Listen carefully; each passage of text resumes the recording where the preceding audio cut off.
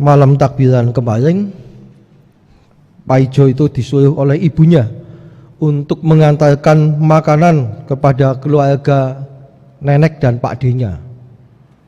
Walaupun keluarganya Pak Ijo itu Katolik, tetapi karena mereka masih ada dalam budaya Jawa, mereka merayakan Lebaran juga bersama dengan keluarga-keluarga yang lain. Ketika Pak Ijo diundang oleh ibunya untuk mengantarkan kupat, sambal goreng kentang tambah jeroan, juga opor ayam, ibunya mengatakan pada Pak Ijo, "Jo, kiye tulung ditenang nggone mbahmu kaya nggone uwamu, tapi aja mampir ngendi-ngendi, banget terna panganan langsung bali, ana tugas liyane." Lalu Pak Ijo mengatakan, "Tugasnya apa maning, Bu? Wong wis meh Lebaran malah tugas bae. Engko nek banget terna panganan kowe bali ki ana amplop tulung dibagikna kae wong-wong sing pada kesakat, wong-wong sing esi butuh bantuan." Lalu Pak Ijo mengatakan, "Ya daripada bolak-balik ini butak gawe bae siki amplope ngene sisan. Pira sih amplope?" "Amplope mung 20." "Tapi lagi Jo, kowe aja ngawur lho ya. Ki duwe-duwehna wong aja dipet dewek." Ibunya itu agak curiga, mbok Pak Ijo itu korupsi. Mbok amplope dipek dewek. Lalu berangkatlah Pak Ijo mengantarkan dengan sepeda motornya mandan kangelan gawa rantang, isinya opor ayam, ana kupate, ana sambal goreng kentang tambah jeroan. Dilalah. Begitu tekan nggone mbae, rantangnya diduna diwehna, arep bali nembe metu wis gerimis. Lalu Pak Ijo pikir, wah iki kudu cepet-cepet nggih ben bisa tekan rumah. Dia mulai jalan mau membagikan amplop, amplopnya mulai dibagi-bagi-bagi, sekarang 10 amplop nembe untuk 5 amplop udan gembajak. Wah teles kebes, ngiyup neng pinggiran ana warung tutup, ngiyup neng kono, tapi kan tetap ketampiasan, tetap udan teles. Kademen, orang nggawa jaket, orang nggawa apa maning jas hujan, kademen. Pak Ijo mulai membayangkan, wah jane kepenak banget ki ya.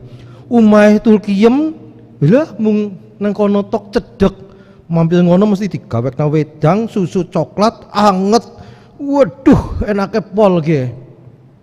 Tapi Pak Ijo ingat, lagi amplope si 15, gie wis jam tengah 7 bengi, priwe ya, dolan apa ya? Tapi Pak Ijo ingat pesannya si ibu, aja mampir ngendi-ngendi, ora usah mampir nggone tulkiem senajan umai cedek. Bareng rantang, tugasmu rampung, cepet bali ngewangi nang rumah. Akhirnya walaupun jane ya kangen banget, dilalah ya wis cedek banget umahe tulkiem, Pak Ijo karena ya wis lah daripada kok ribut kaya biunge, akhirnya dia pulang. Selesai menjalankan tugas, pulang. Walaupun dalam hati dia mengatakan, janjane ya kepengine mampir sisan wong wis cedek nanggung. Nanging ya wis lah, wong biunge mau wis pesen kon cepet bali. Akhirnya dia pulang.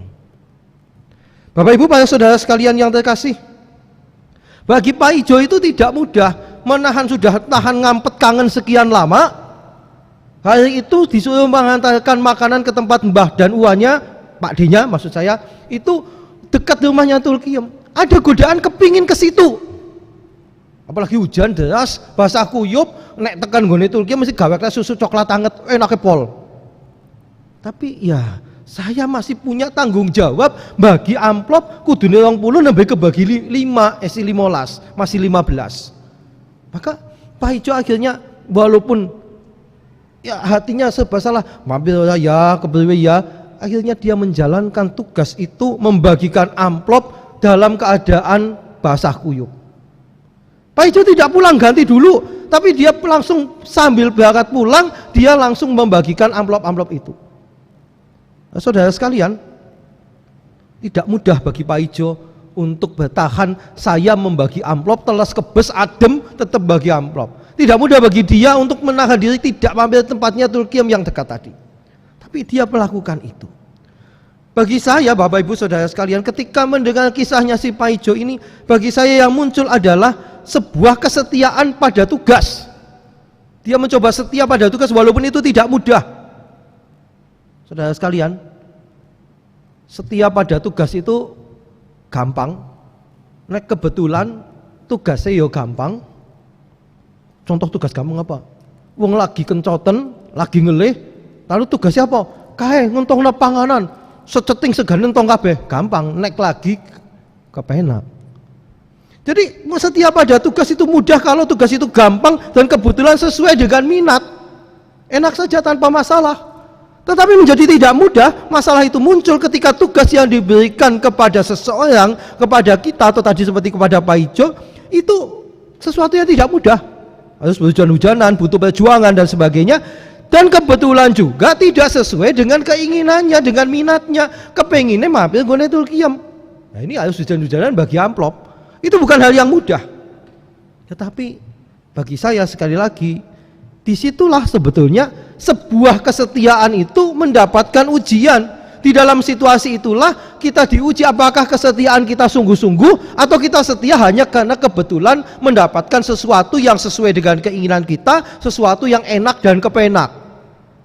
Cenderungan kita itu kan hidup itu golek sing enak kepenak gitu. Nah, ini situasi yang tidak nyaman, situasi yang penuh tantangan untuk menjalankan tugas menjadi ujian bagi kesetiaan kita. Nah, kita juga mengalami hal yang sama berkali-kali. Paulus dalam bacaan yang pertama tadi menceritakan, ini kan Paulus sudah ditangkap mau diadili begitu ya. Dia sampai mengatakan di dalam bacaan yang pertama tadi, sekarang aku tahu bahwa kamu tidak akan melihat mukaku lagi. Jadi Paulus tahu perjalanannya akan tidak mudah. Tetapi lihat bagaimana Paulus sudah menjalankan tugasnya dengan setia. Nah, di sini Paulus menjalankan tugas dengan setia itu tidak gampang. Dia mengalami penganiayaan, dia mengalami ditolak, dia mengalami sungguh-sungguh suasana yang tidak nyaman. Tapi Paulus setia menjalankan tugasnya. Setia bagi Paulus bukan sesuatu yang mudah. Kesetiaan bagi Paulus diperjuangkan sungguh-sungguh oleh dia. Setia menjalankan tugas yang diberikan kepadanya. Sama saudara sekalian. Bagi saya, bagi Anda semua, bagi Pak Ijo, setia menjalankan tugas hidup kita yang disebut panggilan hidup itu butuh perjuangan loh. Tidak semuanya enak, tidak semuanya serba mudah. Kita masing-masing itu punya panggilan hidup yang kita yakini sebagai jalan hidup. Itu ada tantangannya. Bahwa saya mau setia di situ, itu tantangannya beda-beda, tapi semua pasti ada tantangannya.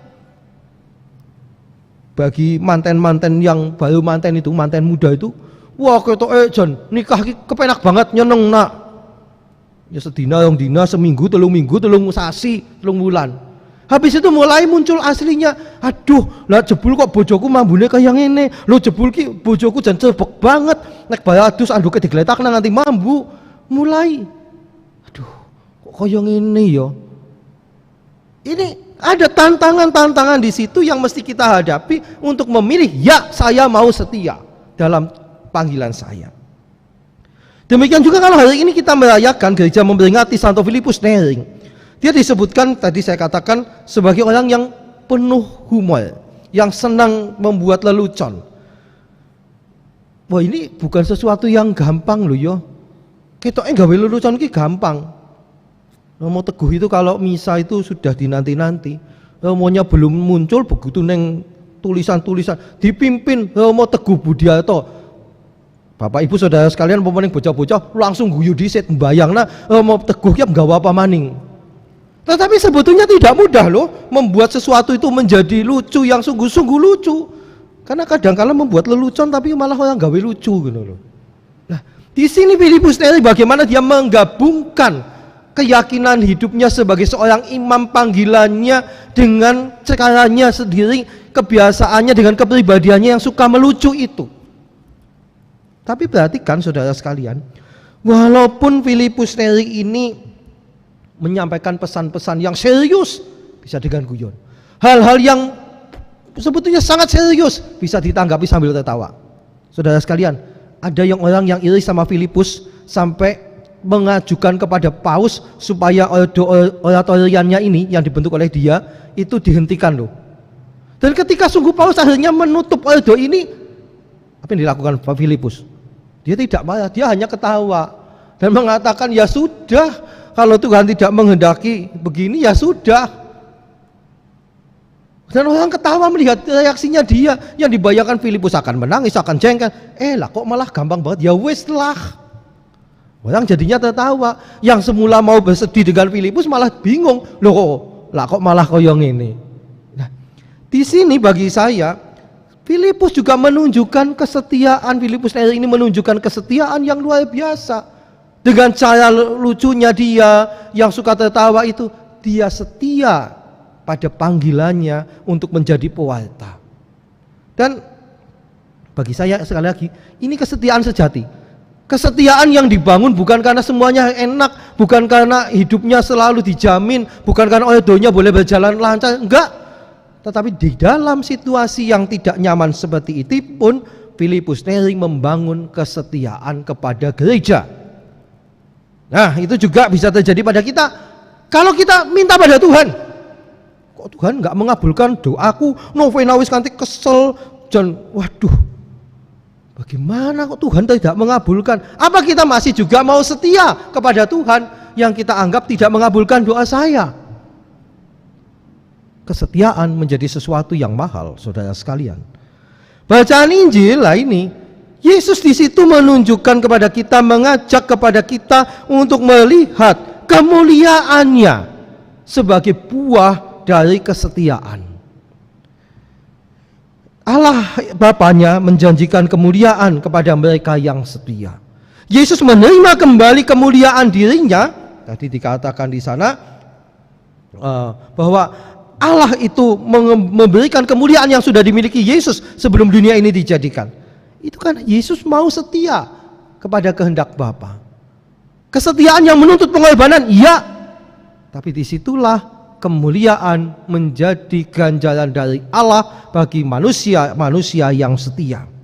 Saudara sekalian, Yesus menunjukkan dalam bacaan Injil tadi, dalam doanya, bahwa tugas yang diemban oleh Yesus itu adalah membawa kita semua kepada Bapa, Sang Pemilik hidup kita. Tugas itu sudah dilaksanakan dengan setia sampai paripurna, membawa kita kembali kepada Bapa melalui peristiwa salib dan kebangkitannya.